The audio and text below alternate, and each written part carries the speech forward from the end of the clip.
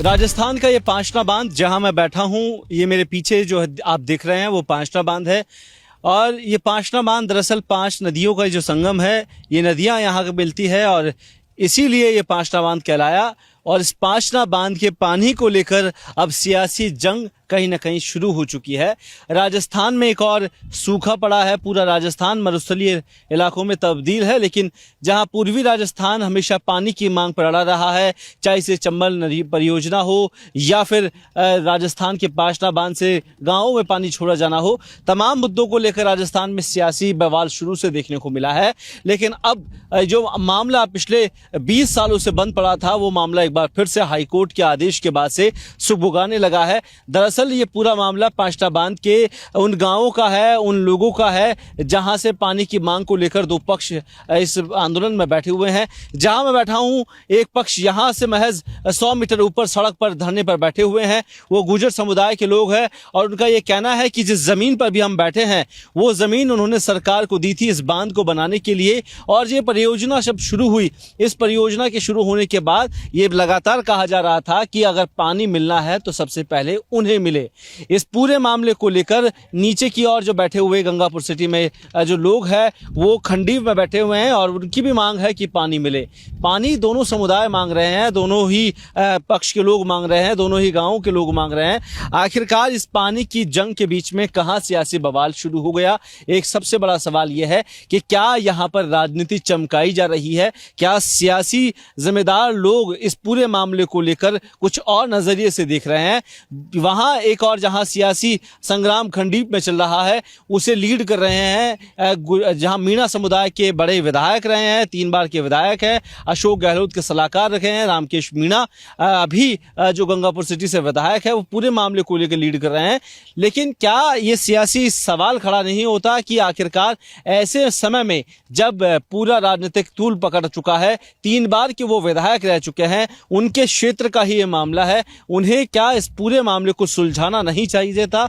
जब उनकी सरकार थी, जब अशोक गहलोत की सरकार में वो जहां पर उनकी बड़ी भूमिका रही, उनके सलाहकार वो रहे, तो एक बड़ा सवाल खड़ा हो जाता है कि क्या रामकेश मीणा अपनी बची हुई राजनीति चमकाने का प्रयास कर रहे हैं, या रामकेश मीणा पर जो एलिगेशन लगे हैं कि वो सचिन पायलट की छवि को धूमिल करने का काम कर रहे हैं, या अशोक गहलोत के करीबी कहलाने के बाद उनके सियासी जो बयान है वो कहीं ना कहीं सवाल खड़े कर देते हैं। एक और किरोड़ी लाल मीणा बयान देते हैं कि रामकेश मीणा के जो बयान है, हमने विधानसभा में सुना कि उन्होंने कहा कि मीणा जो है वो हिंदू नहीं है, उनके डीएनए की जांच कराई जाए तो वो आदिवासी हिंदू नहीं है। ऐसे समय में अशोक गहलोत के समय में उनके जो बयान दिए गए थे, वो कहीं ना कहीं सवाल खड़े कर रहे हैं कि आखिरकार उनके जो बयान है क्या वो राजनीतिक मोड़ ले जा रहे हैं। दूसरी ओर जहां ये लोग बैठे हुए हैं, एक बड़ा वर्चस्व रखता है गुर्जर समाज यहाँ पर, और सचिन पायलट की पूर्वी राजस्थान में अच्छी पकड़ मानी जाती है।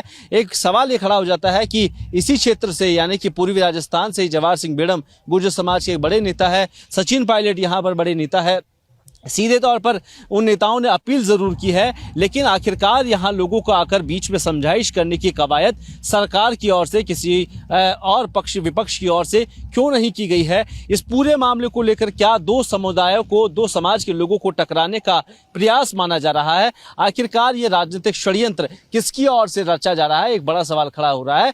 आखिरकार जो पानी आप देख रहे हैं, आप चारों ओर देखेंगे, देखिए इस पूरे पानी के भीतर में सबसे बड़ा सवाल है कि इतने तादाद में यहाँ पानी इकट्ठा हो जाता है, आखिरकार अगर वो लोगों तक नहीं पहुँचा है जिनके लिए ये पानी यहाँ पर संरक्षित किया गया था, उन लोगों तक अगर पानी नहीं पहुँचेगा तो इस बांध का बनाने का मतलब क्या रहा? क्योंकि एक समय में जब यहाँ बाढ़ आया करता था, उससे भी लोगों को बचाया गया। सिंचाई के लिए लोगों के पास पानी नहीं था, क्योंकि जो नदियाँ बहा करती थी, अक्सर लोग उससे अपने खेती खलिहान को चलाया करते थे। लेकिन जब बांध बन गया तो नदी भी इस बांध के अंदर आने लगी और 5 नदियां यहां आकर इकट्ठा हुई। उसके बाद में हम लोगों को बड़ा संकट ये भी हुआ कि आखिरकार वो अपनी खेती और कल्याण को लेकर कैसे काम करेंगे। सबसे बड़ा सवाल इस पूरे मामले को लेकर कि क्या ये राजनीतिक प्रयास है, ये षड्यंत्र है राजस्थान में एक बार फिर से माहौल खराब करने का, या सरकार की ओर से कोई ऐसी तैयारी है कि पांचना बांध के इस पूरे विवाद को सुलझाए? क्योंकि दोनों समुदाय की ओर से, दोनों पक्षों की ओर से खुले मंच से चेतावनियां दी जा रही है, धमकियां मिल रही है। कोई 28 तारीख का ऐलान कर रहा है, और इससे पहले भी हमने देखा कि कई तरह के प्रयास किए गए, लेकिन पूरा मामला है लोगों के बीच में जाकर ये जो वर्चस्व के लोग हैं, जो वर्चस्व के नेता है, उन्हें अपील करनी चाहिए, उनको समझाइश करनी चाहिए, समाज के बड़े पटेलों को आपस में बैठकर इस मुद्दे को सुलझाए और आम आदमी जो इसमें पिसा है, जिनकी ज़मीनें हैं, सूखा पड़ रहा है, उनको इस पानी के साथ कहीं ना कहीं राहत देने का प्रयास सरकार करे तो शायद हो सकता है बचे हुए 2.5 साल भजनलाल सरकार के लिए बड़े आसानी से हो। वरना अगला विधानसभा चुनाव होगा, पांचना बांध एक बार फिर मुद्दा होगा, पूर्वी राजस्थान में नेताओं की साख और छवि दांव पर लगेगी।